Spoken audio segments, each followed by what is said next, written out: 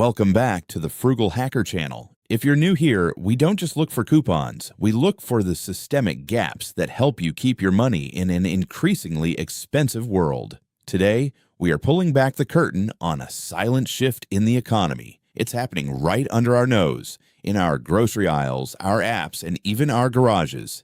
It is a new form of information asymmetry. While we see a convenient digital world, corporations see a massive data set they can use to personalize and often increase the prices we pay. Today, I'm going to show you how mass data collection is being used to influence your wallet. We'll explore how personalized pricing is replacing the fair market value, why new vehicle regulations are changing the cost of ownership, and how you can protect your long-term financial freedom. Most importantly, we're going to talk about the hacker flip, specifically how the right to repair is becoming your most powerful tool for privacy and profit in the next decade. Let's dive into the core of the system: surveillance pricing and the death of the fixed price. Let's start with a basic shopping trip. You see a box of cereal for $4.99. You pay it. But what if the store's AI knew that based on your zip code and your recent search for high-protein diets, you'd actually be willing to pay $5.50. This is surveillance pricing. In mid-2024, the Federal Trade Commission began investigating how massive entities use AI to set individual prices. The privacy tax. Retailers are replacing paper tags with electronic shelf labels. While these allow for efficiency, they also allow for surge pricing at the shelf. To get the fair price, you are often forced into loyalty programs. This creates a privacy tax. Hand over your data for the discount or pay the anonymous premium. Legislative frameworks in Maryland and California are trying to close these gaps, but the loopholes for loyalty programs remain massive. Your shopping habits are now a financial liability.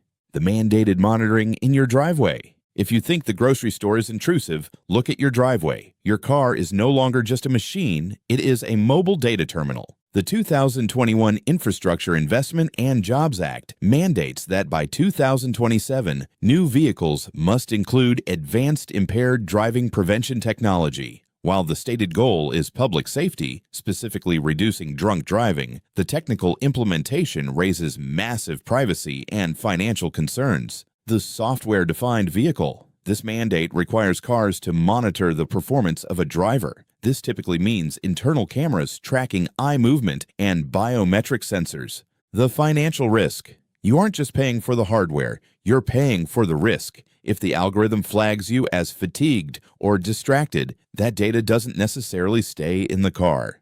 The insurance connection. Insurance companies are the primary consumers of this data. We are moving toward a pay-as-you-risk model. If your car's sensors report you looked away from the road to check a map, your premiums could tick upward in real time.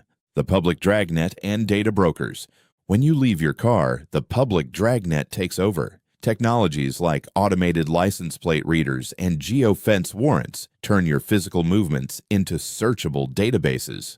The Fourth Amendment is designed to protect us from unreasonable searches, but federal agencies often use the third-party doctrine loophole. If you voluntarily give your data to a private company, the government can often simply buy that data from data brokers without a warrant. The actionable defense plan. How do we stop the bleed? First, kill the location history. Go into your Google or Apple settings and delete your timeline. If the data doesn't exist in the cloud, it can't be sold or subpoenaed.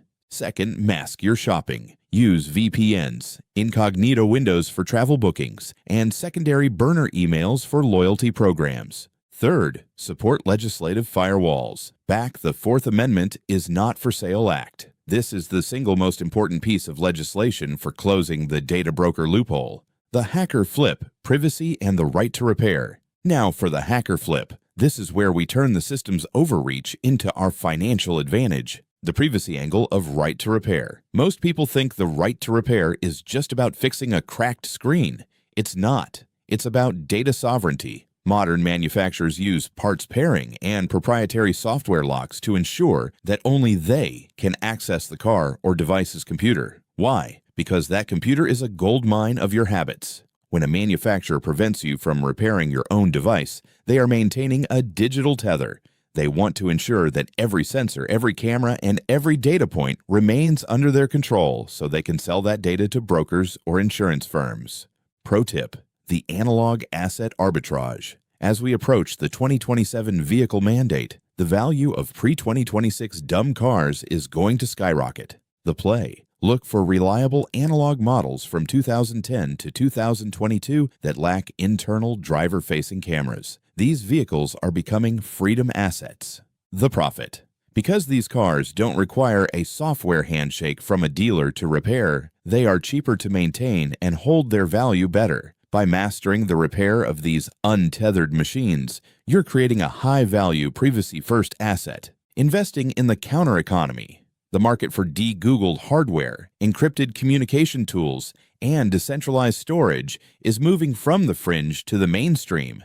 As people realize their car and their grocery store are spying on their wallet, they will pay a premium for hardware they actually own. The tools of convenience have become the tools of surveillance, and they are targeting your bank account. But by embracing the right to repair and taking control of your digital footprint, you aren't just protecting your privacy, you're securing your wealth. If you want the technical guide on how to detether your tech, check the links in the description. Hit like, subscribe to The Frugal Hacker, and tell me in the comments, are you sticking with a dumb car or moving to a bicycle? Stay frugal, stay hidden, and I'll see you in the next one.